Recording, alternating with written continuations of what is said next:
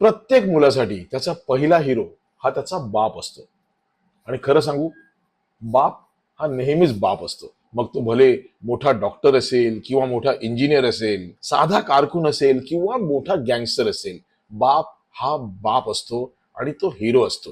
याच सुंदर गोष्टीवर 2002 मध्ये हॉलिवूडमध्ये एक खूप सुंदर सिनेमा रिलीज झाला होता. हा सिनेमा एका ग्राफिक नॉवेलवरनं म्हणजे चित्रकथेवरनं आधारलेला आहे. जगप्रसिद्ध दिग्दर्शक स्टीव्हन स्पीलबर्ग यांच्याकडे हा सिनेमा डिरेक्ट करण्यासाठी आला होता. पण त्यावेळी स्पीलबर्ग सर स्वतः त्यांच्या कामामध्ये बिझी होते. त्यामुळे त्यांच्या प्रोडक्शन हाऊसने म्हणजे ड्रीमवर्क्स स्टुडिओने हा सिनेमा प्रोड्यूस केला आणि डिरेक्ट केलाय Oscar award winning director Sam Mendes यांनी. या सिनेमाची स्टारकास्ट प्रचंड तगडी आहे. Oscar award winning actor Tom Hanks, Oscar award winning actor Paul Newman, Oscar award nominated Jude Law, Oscar award winning cinematographer Conrad Hall, आत्ताचा James Bond Daniel Craig आणि सिनेमाचं नाव आहे रोड टू पर्डिशन. मला या सिनेमाच्या टायटल पासून ना गंमत वाटते, कारण टायटल इतकं नेगेटिव्ह आहे. पर्डिशन म्हणजे विनाश, विनाशाकडे जाणारा रस्ता.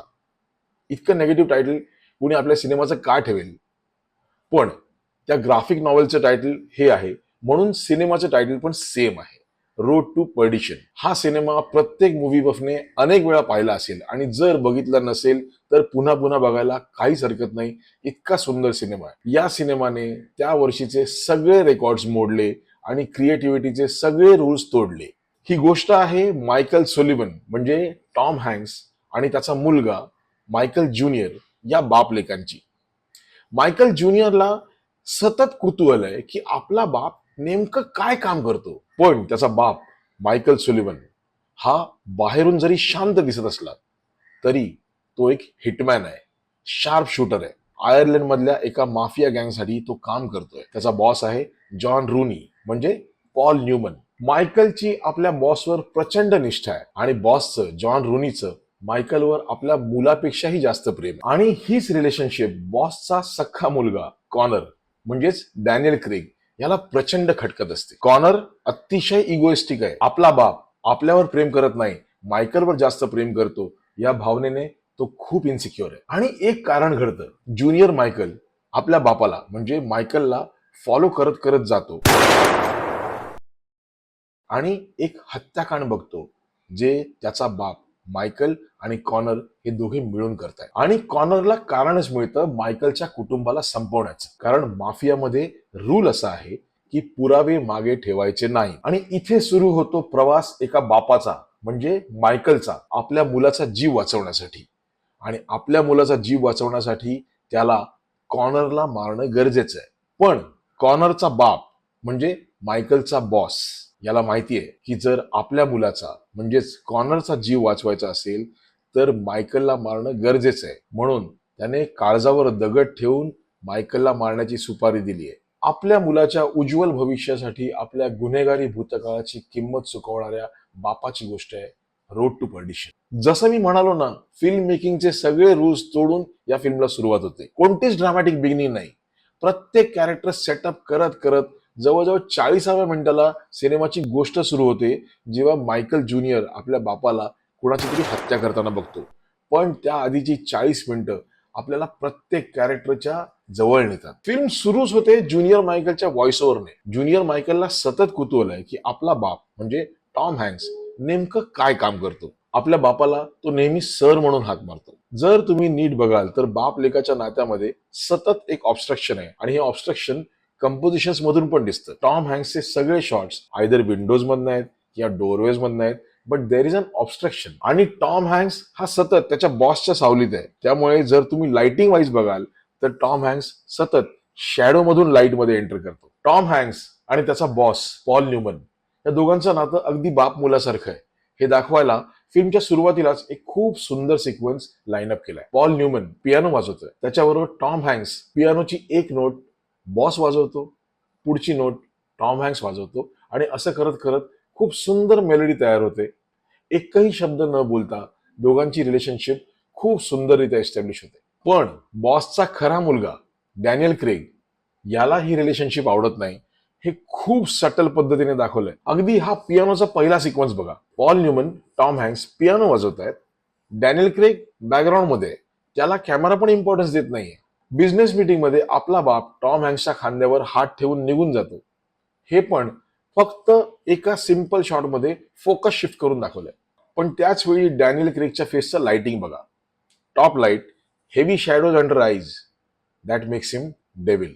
ही फिल्म अंडरवर्ल्डची आहे, माफियाची आहे, त्यामुळे सगळं कसं डार्क असायला हवं आणि ते आहे सुद्धा. जर तुम्ही नीट बघाल तर प्रत्येक character is in black, soft silhouette, आणि त्यातही ऍस्थेटिक जपायचे म्हणून लाइटिंग साठी खूप सुंदर टेक्निक वापरलंय. या टेक्निकला म्हणतात कियारोस्क्युरो. हा एक इटालियन शब्द आहे. कियारोचा अर्थ प्रकाश आणि स्क्युरोचा अर्थ अंधार. हे टेक्निक पेंटिंग्स आणि फोटोग्राफीमध्ये सर्रास वापरलं जातं. या टेक्निकमध्ये होतं काय, फक्त ऑब्जेक्टवर ब्राईट लाईट असतो, बाकी remaining portion is in dark.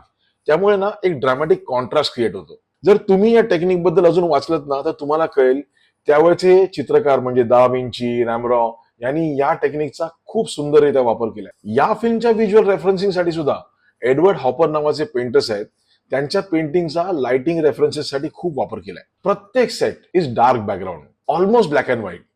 पण ब्लॅक अँड व्हाईट नाही, कलर्स म्युटेड आहेत. रात्री मूनलाईट आहे पण गडद निळा रंग नाही. दिवसा ग्रीनरी आहे पण गर्द हिरवा रंग नाही. या फिल्मचा टेकिंग पॅटर्न तर खूपच कमाल आहे. म्हणजे फिल्म आहे अंडरवर्ल्डची, माफियासची. या फिल्म मध्ये व्हायलन्स आहे पण तो व्हायलन्स अंगावर येत नाही, तो मनाला भिडतो. मॅक्सिमम व्हायलन्स हा ऑफ स्क्रीन आहे आणि ऑन स्क्रीन व्हायलन्स असेल तरी तो रक्तरंजित नाही, तर एकदम पोएटिक व्हायलन्स आहे. या फिल्म मध्ये अजून एक कॅरेक्टर आहे सुपारी किलरचं, जूड लॉने ते परफॉर्म केलंय. या कॅरेक्टरचं प्रोफेशन काय आहे तर तो पोलिसांसाठी मृत व्यक्तींचे फोटोग्राफ काढतो. या कॅरेक्टरचा इंट्रोडक्शनचा सिक्वेन्स हा camera, screen play, edit, sound या सगळ्या गोष्टींचं कमाल कोलॅबरेशन आहे. पहिला शॉट कॅमेरा घेऊन जूड लॉ चालत येतोय आणि वर्टिगो शॉट आहे. ऑब्जेक्ट पुढे येत आहे पण बॅकग्राऊंड स्प्रेड होत जाते. हे कॅरेक्टर ऑफ आहे हे आपल्याला तेव्हाच कळतं. मेलेल्या व्यक्तींचे फोटो काढायचे हे याचं प्रोफेशन आहे. पण जर व्यक्ती मरत नसेल तर आपण त्याला मारू आणि मग फोटो काढू, हे कॅरेक्टरायझेशन आहे. खाली मेलेल्या माणसाचे फोटो काढले जात आहेत आणि वरून ट्रेन जाते. त्या ट्रेनचा साऊंड आणि त्या ट्रेनच्या साऊंड बरोबर चेंज होत जाणारं मॅग्निफिकेशन. फिल्मच्या शेवटाला एक सिक्वेन्स आहे, आयकॉनिक सिक्वेन्स. हा सिक्वेन्स नंतर जगभरातल्या अनेक फिल्म मेकर्सनी अनेकदा फॉलो करायचा प्रयत्न केला. आपल्या बापासमान असलेल्या बॉसला टॉम हँक्स गोळ्या घालतं. त्यावेळी गोळ्यांचा आवाज येत नाही तर त्यांच्या पियानोच्या नोट्स ऐकू येतात. अंधाधुंद गोळीबार असला तरी रक्तरंजित नाही, पोएटिक, एकदम सॉफ्ट ट्रीटमेंट. त्या माफिया डॉनला म्हणजेच पॉल न्यूमनला माहिती आहे की मी ज्याला आयुष्यभर मुलासारखा मानला तो मला गोळ्या घालून ठार मारतोय. पण तो माफिया डॉन त्याच्यावर उलट हल्ला करत नाही, कारण त्याचं आपल्या मानलेल्या मुलावर सुद्धा तेवढंच प्रेम आहे. पण आपल्या पोटच्या मुलाला वाचवण्यासाठी हा बाप स्वतःचा जीव द्यायलाही तयार होतो. आयुष्यभर ज्याला बाप मानला त्या डॉनला मारताना टॉम हँक्सलाही आनंद होत नाही, पण आपल्या मुलाचा जीव वाचवण्यासाठी त्याला हे करावंच लागणार आहे. म्हणजे हा सिक्वेन्स बघताना ना मला आपल्या मराठी सिनेमातलं बापलोक नावाचा सिनेमा आहे, त्या सिनेमातलं गुरु ठाकूरने लिहिलेल्या गाण्याचे शब्द आठवले.